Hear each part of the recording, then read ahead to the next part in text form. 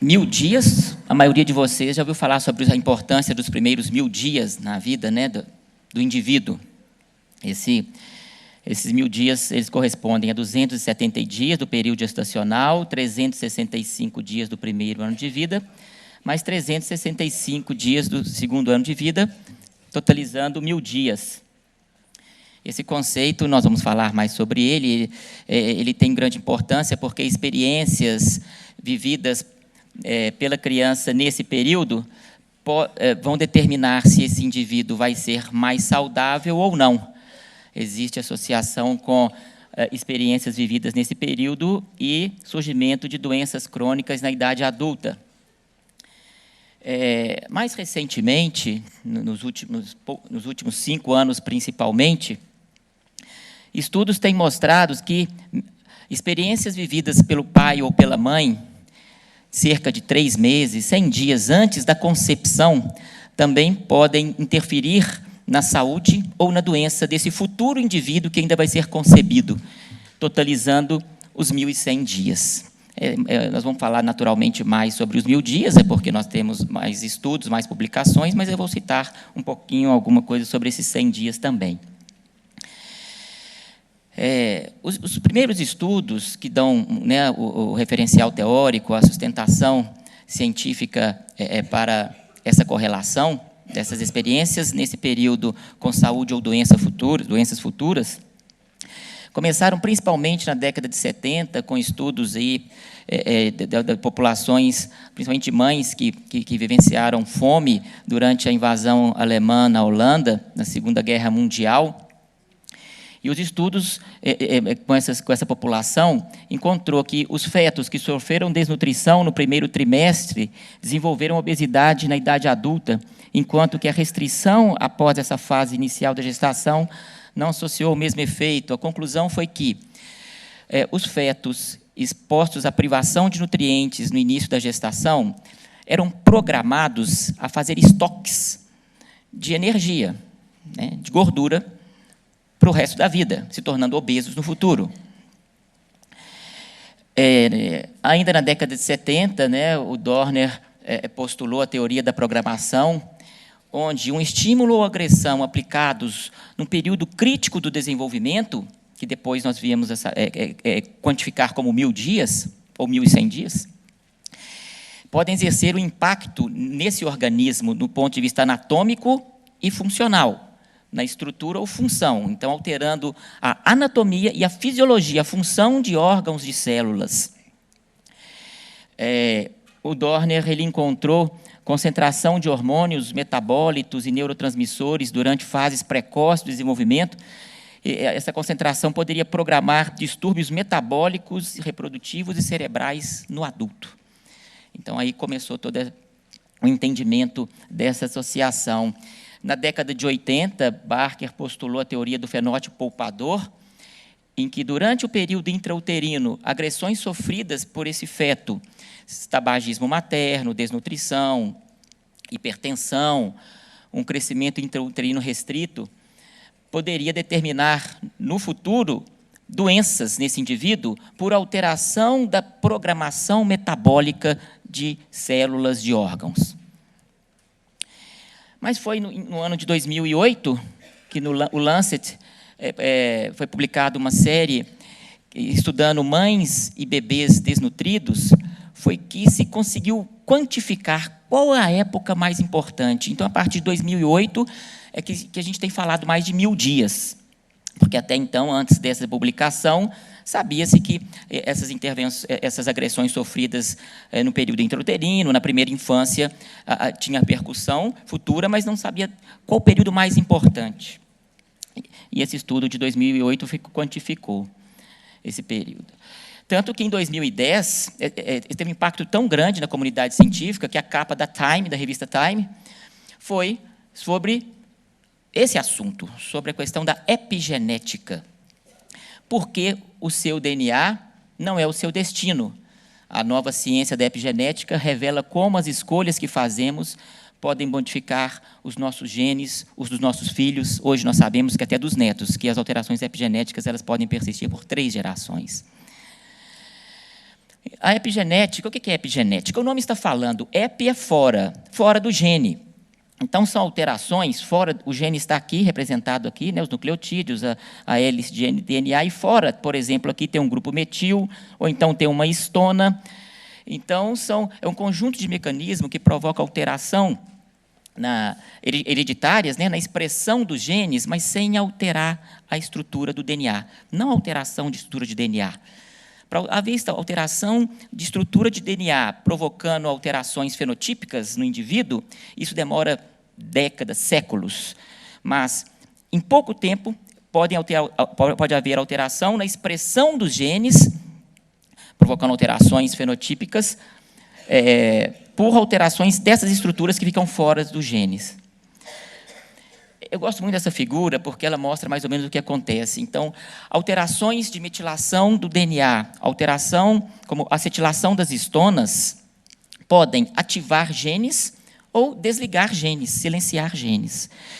Então, minha mãe e meu pai são hipertensos, então, geneticamente, eu estou predisposto a desenvolver hipertensão, ou pelo menos tem maior probabilidade. Mas experiências que eu vivi no período intrauterino e nos primeiros anos de vida podem desligar, por exemplo, esse gene, e eu não desenvolver hipertensão. Então, existem vários fatores que podem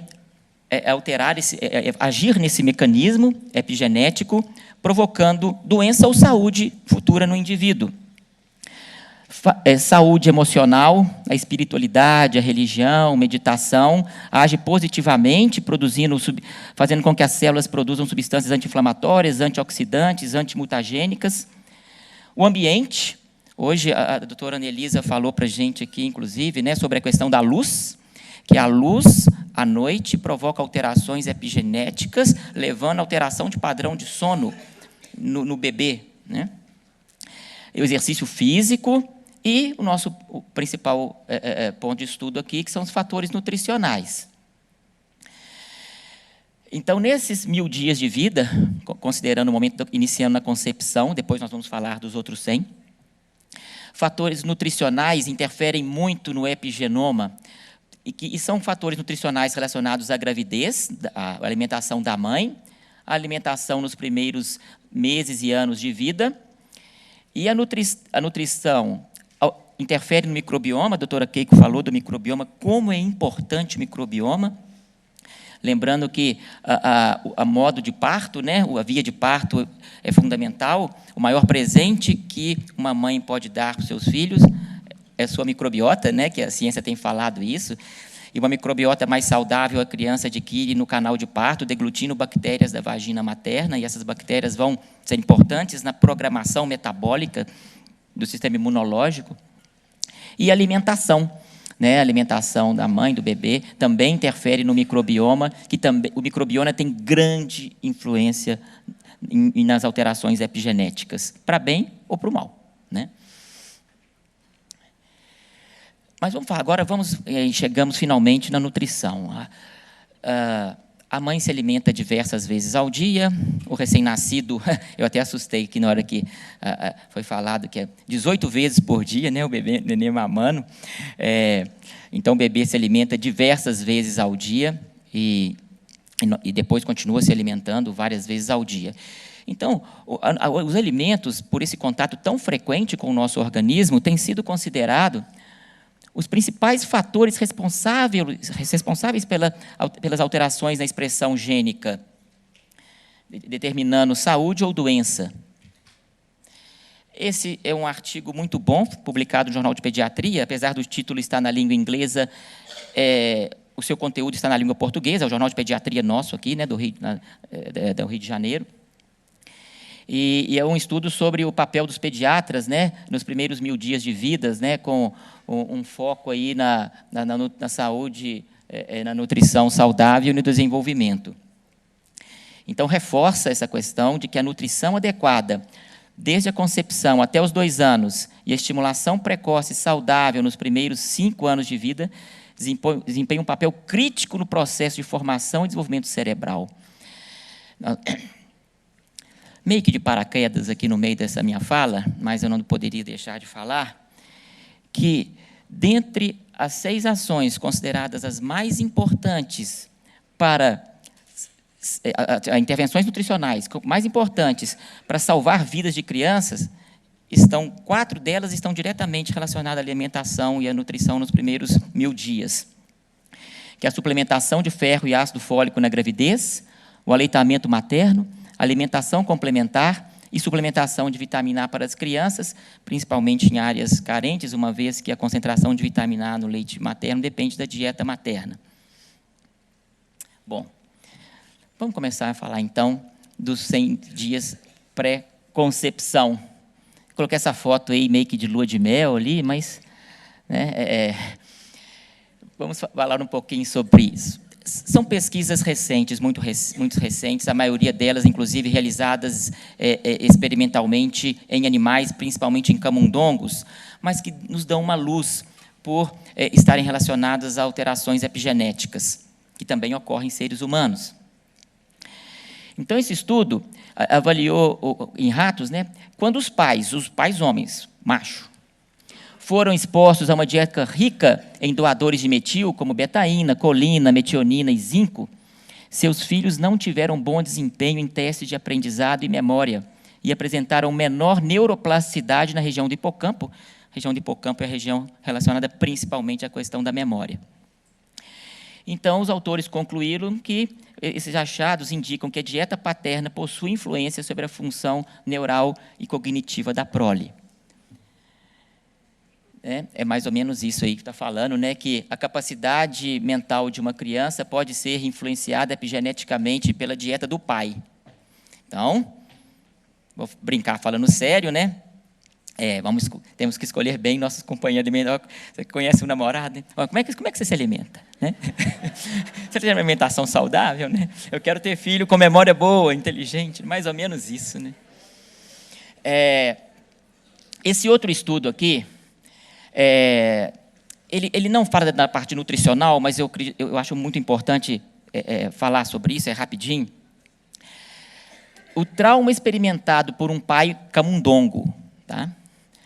Deixa marcas epigenéticas no RNA do esperma desse macho, que é herdado por seus filhos e que mais tarde expressam os mesmos comportamentos depressivos do seu pai. Então, em camundongos já existem evidências que o estresse, traumas psíquicos importantes levam a alterações epigenéticas no esperma e essa herança é repassada para a prole. E outros estudos também feitos com camundongos, que pais estressados poderiam epigeneticamente determinar em seus filhos uma glicemia mais elevada, em camundongos tem essa evidência, em humanos ainda nós não temos estudos. Ou pais que se exercitam, pais que são fisicamente ativos, que têm uma vida fisicamente ativa, poderiam epigeneticamente passar, né, uma capacidade de aprendizado mais elevada para seus filhos. Já existem evidências também em animais e acredita-se que isso pode ocorrer também em humanos. Mas são estudos, isso está em fase experimental. O que nós sabemos realmente de evidências robustas em humanos é que a deficiência de ácido fólico durante a gravidez, especialmente em torno da época da concepção, está fortemente associada ao aumento de risco de defeitos do tubo neural, como espinha bífida, anencefalia. E que a recomendação, daqui é do up-to-date agora de 2019, foi atualizado agora, 24 de junho de 2019, para a maioria das mulheres, recomendamos um suplemento de ácido fólico de 400 gramas, com 0,4 miligramas, 0,4 gramas, 400 miligramas, uma vez ao dia, de 1 a 3 meses antes da concepção e durante a gravidez. Então, realmente, isso é importante. Vejam que antes da concepção, a nutrição, o estado nutricional materno, ele pode determinar, sim, saúde ou doença no seu filho. Rapidamente sobre a alimentação materna, eu sou nutrólogo pediátrico, mas os nutricionistas têm muito mais propriedade para falar nisso, mas o que a ciência nos fala sobre a suplementação ainda de ácido fólico, aí já na gravidez, não mais antes da concepção, é que é muito importante continuar essa suplementação de ácido fólico, porque pode reduzir de 50% a 70% espinha bífida e anencefalia. Suplementação de ferro e ácido fólico durante a gravidez, segundo esse estudo, reduziu a chance de morte no parto do recém-nascido e também contribuiu para o desenvolvimento intelectual de crianças, um estudo publicado em 2010 no JAMA. E a suplementação de ácido fólico reduziu significativamente a pré-eclâmpsia materna e recém-nascidos pequenos para a idade gestacional, um estudo de 2014. Esse estudo aqui, ele foi feito na Espanha com dosagem de amostras de sangue do cordão umbilical, de 2019, está bem recente, foi publicado há cerca de 2 meses. Encontrou uma elevada razão, ácidos graxos ômega 6, ômega 3, ou seja, mais alto ômega 6, que tem atividade pró-inflamatória, em detrimento ao ômega 3, que tem atividade anti-inflamatória, dentre outras ações, precedeu o aparecimento de sintomas de transtorno de déficit de atenção e hiperatividade subclínica aos 7 anos. E os autores concluem que a dieta materna durante a gravidez pode modular o risco de desenvolver sintomas de TDAH ao longo prazo na prole. Outras evidências robustas nesse sentido é que o estado nutricional materno também pode influir, tanto obesidade quanto desnutrição. Tanto o excesso de peso na gravidez quanto a desnutrição na gravidez podem determinar na prole alterações epigenéticas que aumentam a chance de obesidade nesse indivíduo. Esse estudo aqui, por exemplo, encontrou que uma mãe que ingere uma dieta composta por alta quantidade de pão branco, carnes vermelhas e processadas, frango frito, batata frita e bebidas ricas em vitamina C, foi associado a um baixo peso ao nascer e velocidade mais rápida de crescimento na primeira infância, e foi sugestivo um risco aumentado de sobrepeso e obesidade aos 3 anos de idade. E, por fim, nosso ator principal, o carro-chefe, é a importância da amamentação na determinação da saúde do indivíduo. Eu vou ter que ser bem sucinto para não estourar o tempo. Mas vamos continuar com a epigenética. Eu vou trazer mais aqui o que é mais novidade, porque a amamentação reduz em 4 vezes o risco de otite média aguda, 4 vezes é 400%, isso todo mundo sabe. Reduz em 14 vezes, 1.400% o risco de gastroenterite infecciosa, todo mundo sabe, e por aí vai. Então, os benefícios anti-infecciosos, de reduzir essas doenças infecciosas e mortalidade, todos sabem. Eu vou trazer algo mais aqui sobre a questão epigenética. Então, esse estudo de 2014 estudou os efeitos epigenéticos do leite materno. Então, os efeitos epigenéticos a longo prazo do leite materno sobre a saúde podem estar associados, em parte, às alterações epigenéticas que o leite humano pode propiciar sobre o epigenoma desse bebê. Foram elencados 7 estudos, sendo 5 com humanos, mas eram estudos heterogêneos, tiveram vários problemas aí, tanto que os autores concluem que os achados ainda são inconsistentes, são teorias, porque precisam de mais estudos nesse sentido. Mas veja que interessante, esse aqui é um dos resultados desse estudo. As propriedades do leite humano tendem a provocar uma redução da metilação de radicais metil no epigenoma, chamado hipometilação, o que ativa a expressão desses genes. Quais genes? Gene promotor de leptina, o que na prática reduz o apetite, faz com que o indivíduo seja um indivíduo com menor apetite. E, de forma contrária, uma hipermetilação do gene do neuropeptídeo Y, o que silencia esse gene do neuropeptídeo Y, provocando também redução de apetite. Então, postula-se que uma das explicações para a associação de aleitamento materno com menor risco de obesidade futura seja por essas alterações epigenéticas que são determinadas pelo leite humano.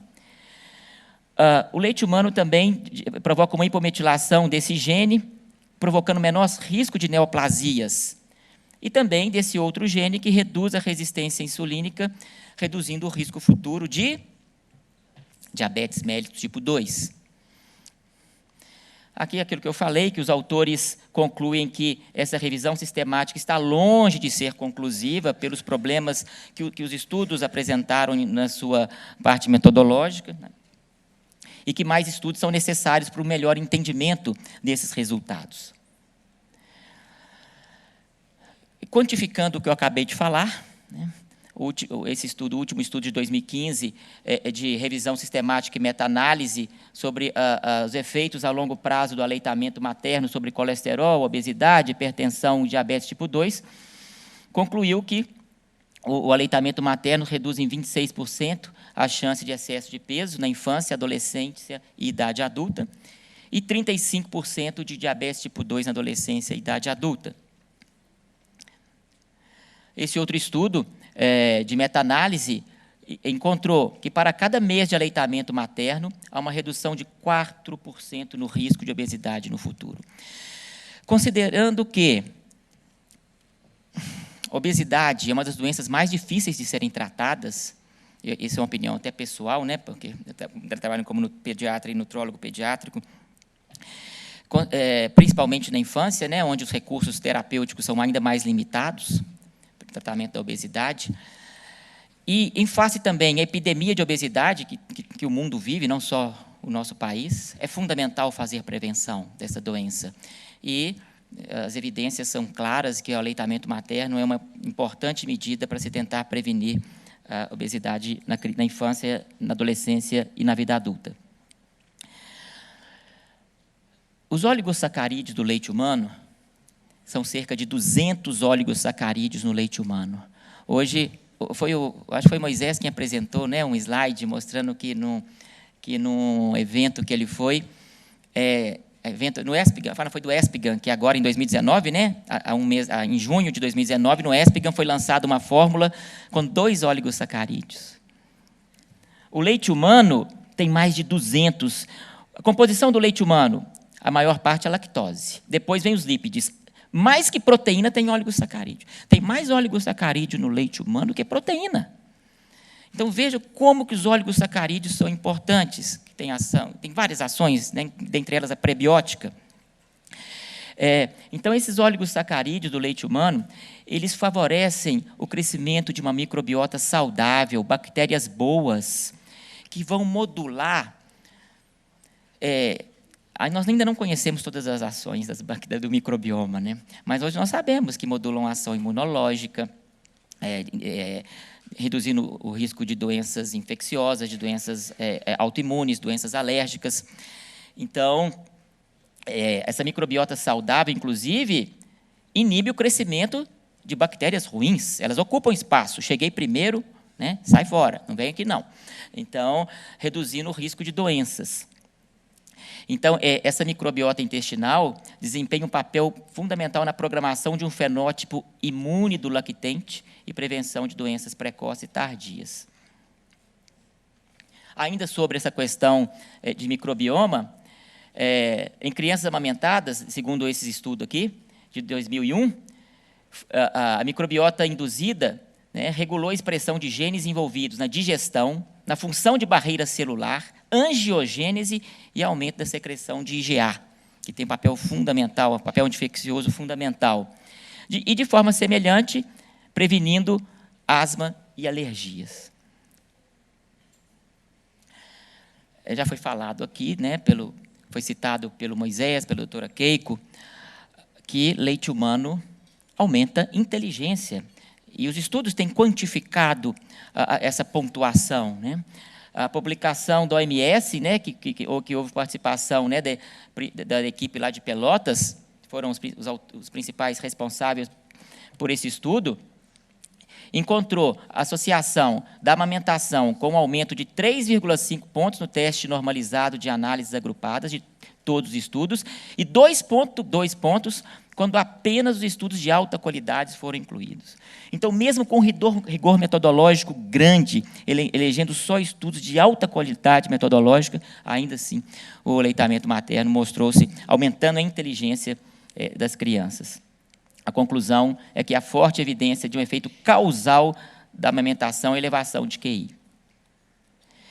Esse projeto Nutrimente é um projeto realizado na Europa, que tem que estuda o desenvolvimento, o neurodesenvolvimento da criança, e uma das conclusões desse estudo é que a presença de quantidades adequadas de ácido ômega 3, né, do L-cepúlfiga ômega 3, no leite materno, isso melhora o neurodesenvolvimento e as habilidades cognitivas das crianças.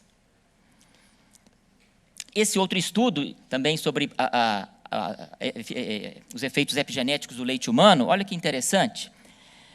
Então, foi feito um estudo de corte em bebês saudáveis a termos, com N pequeno, 21 crianças foram amamentadas e outras 21 não amamentadas, nos primeiros 5 meses. E foi medida a reatividade ao estresse. A reatividade ao estresse durante um procedimento de interação mãe-bebê foi medida através da dosagem de cortisol salivar no bebê, sendo realizada a análise de metilação do DNA, né, que é uma ação epigenética, de uma importante região reguladora de um gene receptor de glicocorticoide. As amostras foram preparadas a partir de suaves da bochecha dessas crianças e submetidas à análise quantitativa de quanto de metilação que ocorreu. E os resultados? A amamentação foi associada com uma diminuição da metilação do DNA promotor do receptor de glicocorticoide e de diminuição da reatividade ao cortisol, envolvida, né, pelo sistema hipotálamo, hipófise, adrenal e sistema imunológico. Conclui-se que o cuidado materno pode impactar a resposta ao estresse hipotalâmico hipofisário adrenal através de programação comportamental dessa criança, né, e se manifestar como mudança epigenética nos filhos.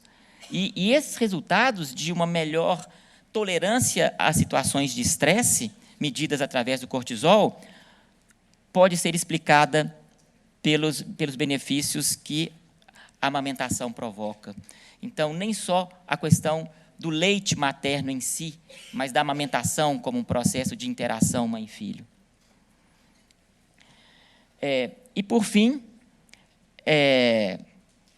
falar um pouquinho, só dos 2 tópicos em relação à alimentação complementar, a importância da alimentação complementar nesses primeiros 1000 dias.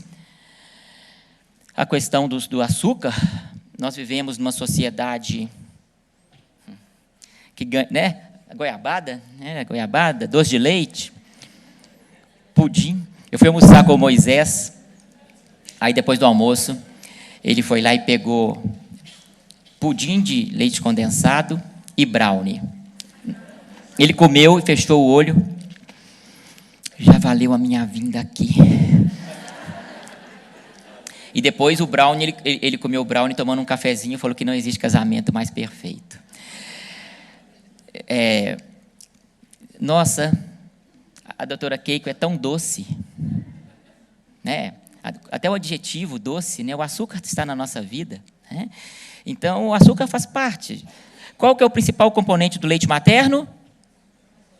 Lactose. O que é lactose? Açúcar. É bom demais, né, gente? Só que a diferença do remédio para o veneno é a dose. Já diriam os afogados, né? Eles não dizem porque morreram afogados, né? Mas é isso. A questão é exatamente essa, a diferença do remédio para o veneno. Então, o açúcar é muito bom, né? Todo mundo pergunta, você é pediatra, você é nutrólogo? Não, você come doces? Não, adoro. Modero, mas eu gostar, eu gosto, né? Então, o que a ciência nos mostra? Que o ato de evitar a adição de açúcar e sal durante a infância pode auxiliar em menor preferência pelos sabores doces e salgados em fases posteriores da vida. O gosto pelo doce é inato. Os demais sabores têm que ser aprendidos. Mas a nossa sociedade já julgou e condenou o amargo e o azedo. O quê? Você deixa seu filho comer jiló? Nossa, judia dele não, né? Berinjela. Nossa, seu menino, você deixou ele chupar laranja azeda, maracujá sem pôr açúcar, suco de laranja sem açúcar? Fala, judia dele não, né? Quem fala que toma café sem açúcar, a pessoa acha que está se automutilando, né? Porque amargo e azedo são sabores condenados pela nossa sociedade, né? mas são sabores maravilhosos para quem aprendeu a gostar. E o que a ciência tem mostrado é isso, né? Que se consegue adiar a introdução desses alimentos que têm açúcar adicionados até 2, alguns estudos falam 3 anos, essas crianças têm uma probabilidade maior de, na idade pré-escolar, escolar, adolescência e vida adulta, não serem tão apaixonados com o doce como nós somos, né? É mais ou menos isso que os estudos têm mostrado. Outro estudo mostrando que há maior preferência pelo sabor doce entre as crianças expostas a bebidas adocicadas durante o primeiro ano de vida. E essa maior preferência foi medida aos 6 anos de idade. Está aqui, ó, aos 6 anos de idade. Esses estudos e outros mais, eles serviram de substrato para a American Heart Association publicar em 2016 esse artigo, né, sobre o risco de doenças cardiovasculares em crianças, né, devido à ingesta de açúcar adicionado a alimentos. E os resultados foram os seguintes: forte evidência sustenta a associação entre açúcares adicionados com o aumento de risco cardiovascular em crianças, através do aumento da ingestão energética, aumento da obesidade e dislipidemia, principalmente hipertrigliceridemia. E a recomendação da American Heart Association é de que crianças menores de 2 anos evitem qualquer alimento que tenha açúcar adicionado. E que crianças acima de 2 anos consumam, no máximo, 24 gramas, né, menos de 25 até 24 gramas, que são 6 colheres de chá rasas, de açúcar adicionado a alimentos. Em relação ao sal, a recomendação não é igual, mas é semelhante. Há estudos desde 83 mostrando que a ingesta de sódio na alimentação de lactentes possui uma relação com o aumento de risco de hipertensão futura. Tudo dentro da teoria da programação metabólica, né, que nós falamos lá, né, do Dorner, de que, num momento crítico do desenvolvimento, uma agressão pode alterar função ou estrutura. Então, por exemplo, o sódio, agindo sobre o sistema renina, angiotensina, aldosterona, quando ele está sendo formado, nesses primeiros anos de vida, pode reprogramar a função desse sistema para níveis pressóricos mais elevados no futuro. É mais ou menos isso, essa é a explicação para essa associação. De forma que o Departamento de Nutrologia da Sociedade Brasileira de Pediatria está alinhado com a decisão do ESPGHAN de desaconselhar o uso de sal adicionado a alimentos na dieta das crianças no primeiro ano de vida e usar com moderação durante toda a infância.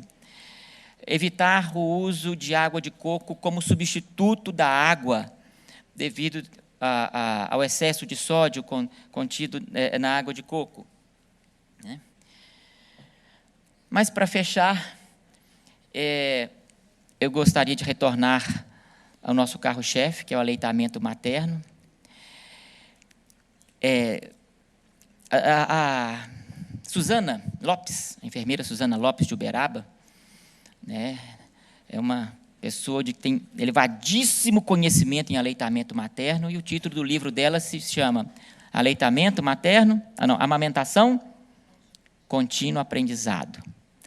Doutora Keiko chega aqui e fala que começou a aprender alguma coisa, um pouquinho, tem 2, 3 anos, que ainda não sabe nada. Quiçá nós, pobres mortais, né? E a ciência corrobora essas falas todas. Esse estudo de revisão é o último estudo de revisão sobre esse tema, que é sobre os fatores biológicos e neurotróficos do leite humano. Ele é de 2012. Isso, 2012, esse estudo. A conclusão dos autores, depois quando eu li esse artigo, eu fiquei maravilhado, porque eu não sabia de tanta coisa que tinha no leite humano, de fatores anti-infecciosos, fatores antineoplásicos, fator de crescimento epitelial, hormônios e tantas outras substâncias que eu nem sabia que existia no leite materno. Mas a conclusão do estudo é essa. Não é especulação afirmar que o leite humano ainda é um universo desconhecido e uma fonte de investigação sofisticada em tempo futuro. Então, nós temos que aprender muito. Estamos aprendendo um pouco, né? Um pouquinho. Mas o que a história nos mostra, e nós temos que aprender muito com a história, é que nós só temos descoberto o lado bom, só benefício. Eu desconheço algum malefício que a ciência tenha mostrado do aleitamento materno nas últimas décadas, é só benefício. E o que a gente espera é que nas próximas décadas tantos outros benefícios inimagináveis vão surgir. No livro do Gênesis, na Bíblia, há essa frase: nossas escolhas definem o nosso futuro. Mas a ciência tem nos mostrado que as nossas escolhas definem não é só o nosso futuro, não. É o futuro dos nossos filhos e até netos. Então, o que eu vou comer, o quanto eu vou comer, se eu vou viver de forma leve ou estressado. Aquele estudo sobre o estresse é muito importante. Hoje, esses conceitos que vão ser falados aqui, inclusive, sobre teoria do apego, sobre desmame gentil, sobre parentalidade positiva, sobre prevenção de estresse tóxico.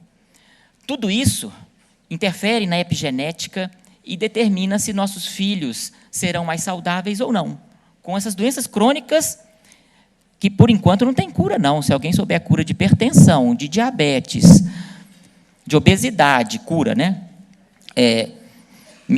por favor, porque nós não temos cura, então nós temos que fazer prevenção. E através dessas medidas nutricionais e com um ambiente saudável para a criança, do ponto de vista físico, psíquico, emocional, desenvolvendo espiritualidade e tantas outras questões importantes, nós vamos conseguir, sim, definir um futuro melhor para os nossos filhos. Esse é meu recado aí. Tá bom? Muito obrigado, gente.